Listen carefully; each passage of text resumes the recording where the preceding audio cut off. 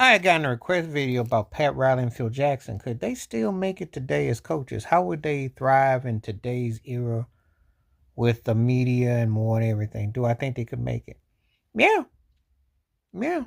Because Popovich made it, and he would be considered a lot less more sporty. Successful coaches can thrive if they've got personality. Steve Curry ain't going nowhere from Golden State, so why not those two? Pat Riley emphasized the defense. Udoka did too. It's never a player driven league as much as anything.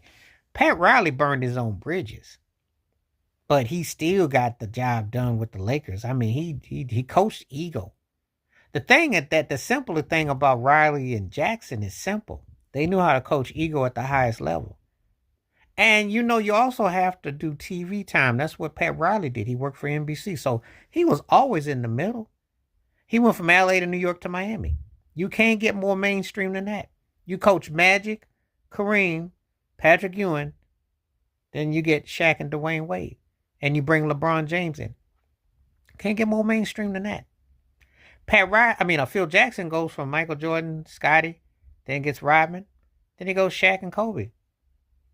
You know, and then he's able to coach Paul Gasol, who was a really good player, meta world peace.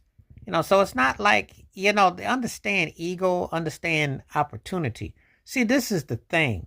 This is not hard question at all. Why? Because those guys were journeyman players. Who's a journeyman player that's a head coach in the NBA right now? Rick Carlisle.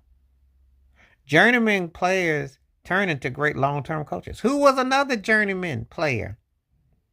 Steve Kerr.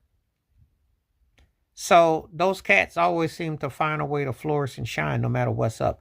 It's not a players' league. I like how people always like to act like the NBA is ran by the players and they're sitting there. They're not. The players had so much say, they probably wouldn't even have an all-star game. There's a lot of stuff that goes that they got to do.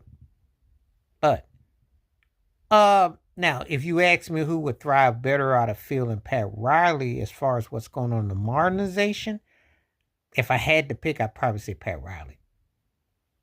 Because he didn't deal with Jimmy Butler. He didn't deal with it from front office out. Phil Jackson's tenure in New York, he did bring Porzingis in. Mixed results. Porzingis ended up being a third wheel, which he was more effective as, not as a front wheel.